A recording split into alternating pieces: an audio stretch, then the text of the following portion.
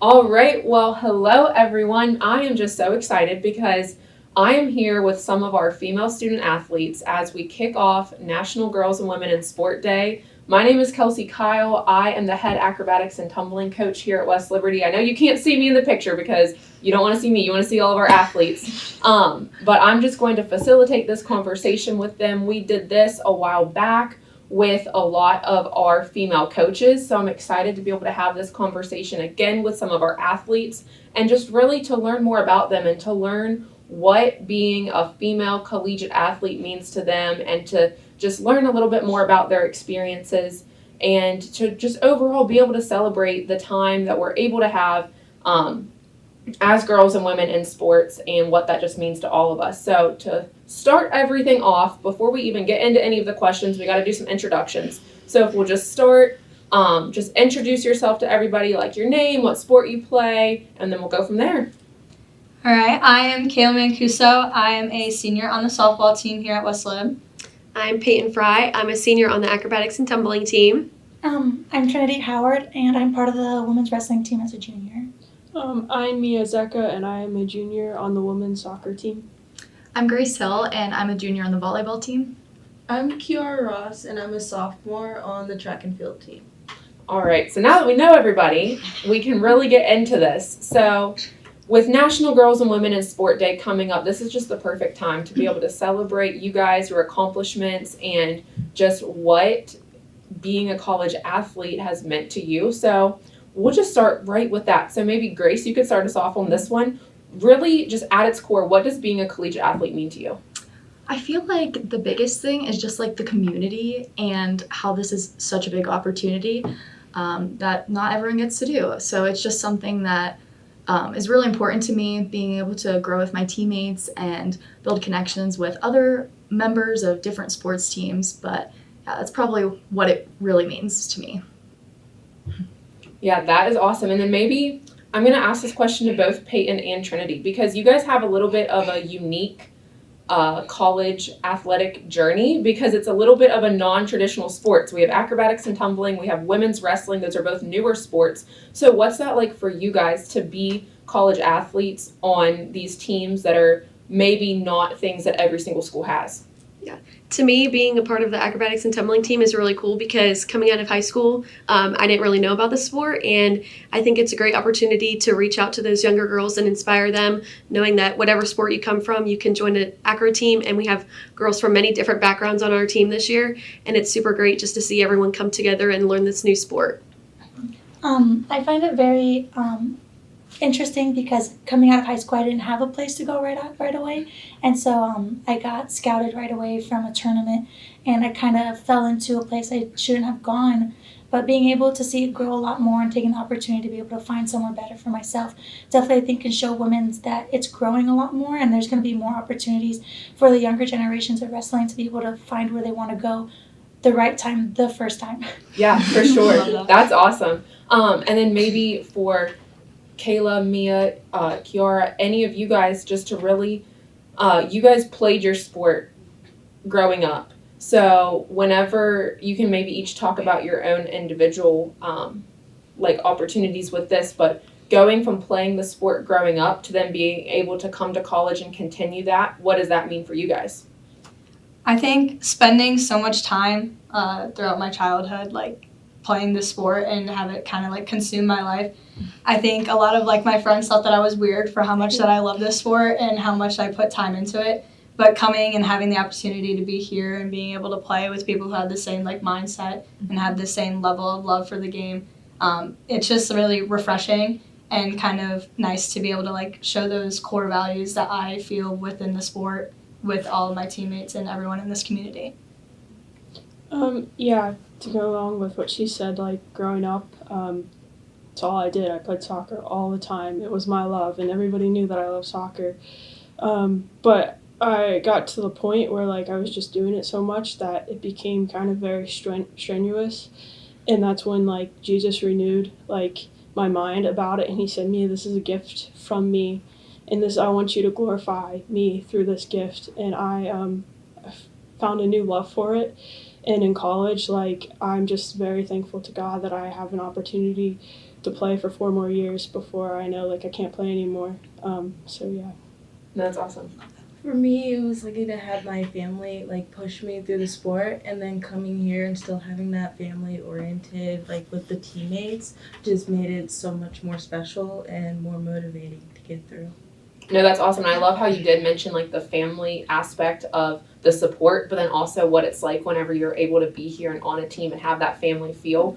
And I think a lot of that comes from like the inspiration that we have and that we like aspire to be for others. So maybe first we'll kind of do this in 2 parts too, because I know that we're kind of split right here with some of us have female coaches, some of us have male coaches. So maybe let's hear from some of the people that have female coaches first for just like what that's like to have like the female inspiration on the coaching side of things.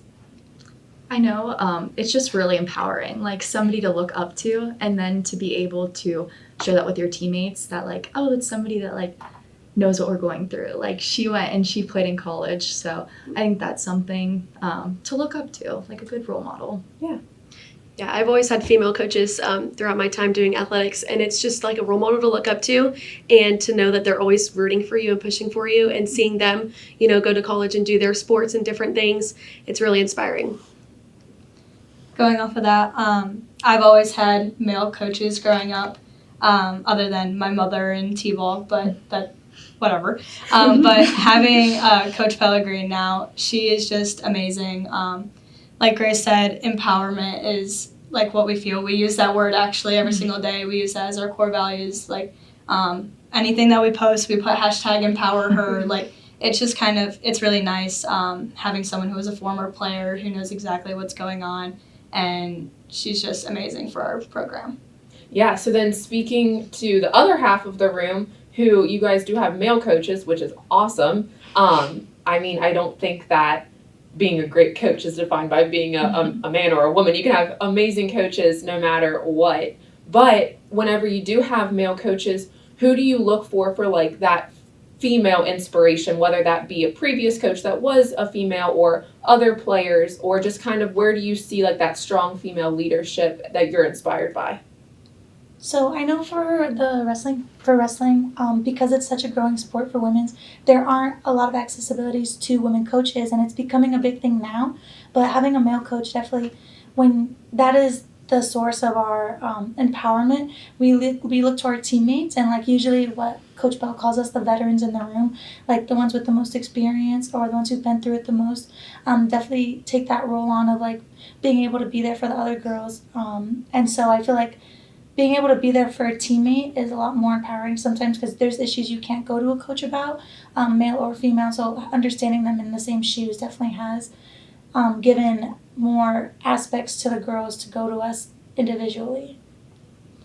Yeah, going off what she said, because growing up I mostly had male coaches. A lot of like soccer's like heavily coached by males. But I look to my teammates, because we all try to help each other, to build each other up. We empower each other. But I also look to my mom. Even though my mom wasn't a soccer player, she's an attorney and she has to lead people every day. And so I find it really inspiring on how she leads and how she does it very well with what she has to deal with. And so I aspire to be like her in the way that she leads in my role in soccer, even though she doesn't play a sport. For me, having male coaches all through high school, they understand that we are pushing just as hard as the guys are doing. And for the girls on the team, we stick together and then we try to motivate each other to get through our practices and all. Yeah, no, those are all so great to hear. And I mean, it's so cool too, because while everyone is on different teams with different stories, it's nice to always have like kind of those like overarching themes that are similar for all of you with like your teammates, and just having like strong leadership and being there for each other. So kind of going into one of my last questions that I want you guys to talk about is, since you just talked about how you're inspired currently, I want you to think back to whenever you were little and maybe you were dreaming of the day that you could be sitting in the seat that you're in right now, or to think about like that little girl that comes to one of your games or comes to one of your meets or matches and watches you, and what do you want to be for that girl or what would you want to say to like your younger self looking at where you are now? So, with wrestling being such an evolving sport, when I was younger, I actually joined the men's wrestling team in junior high without telling my parents because that was something they didn't want me to do. And then my dad went out and bought me my first pair of shoes when he found out. And growing up, I always thought like maybe this is going to end at some point because it wasn't very known. And knowing that it's spreading so much more, I definitely want to remind not only my little self, but all the other little girls that, you know what, everything is always growing every day. There's always going to be an opportunity for you. It may not be this time, but next time there's always something you can achieve for. And like to never put your dreams on the back burner because something will open up. There'll always be that opportunity for you to keep going forward with what you love to do. Yeah, I love that. For me, I feel like it's more like the same thing, just trying to tell these like little cheerleaders that even if you don't think you're going to cheer in college, like there's other opportunities.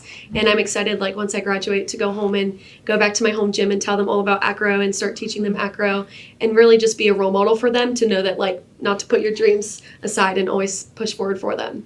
Mm-hmm. Kind of going off of that, I currently coach 16-year-olds, so that's super exciting to just be able to share like my love for the game and like kind of see it like, oh, like I was 16 once and they're at their age where they're dreaming of playing in college, and yeah, it's just really exciting to be able to share that with them and like be that role model. I remember a specific time when I wasn't playing soccer. I was like 3 and I walked up to my mom and I was like, Mommy, when can I play like my brothers? I had 2 older brothers who were playing soccer, and like I had like this burning passion. It's like, man, I want to play. And she goes, soon, not yet. And I remember like crying about it because I couldn't play yet. And, because like sports, we do them all year round, and like you get, you're going through the grind. Like I remind myself of that moment of me just like burning to play soccer. And I remember the passion. And if I could tell myself one younger thing, it's don't take it for granted, because before you know it, it will be over. And also that this sport is not going to just teach you to play a sport. It's going to teach you how to love others before yourself and how to love God with all your heart, all your mind, and soul, so that you can love your teammates also. I love that.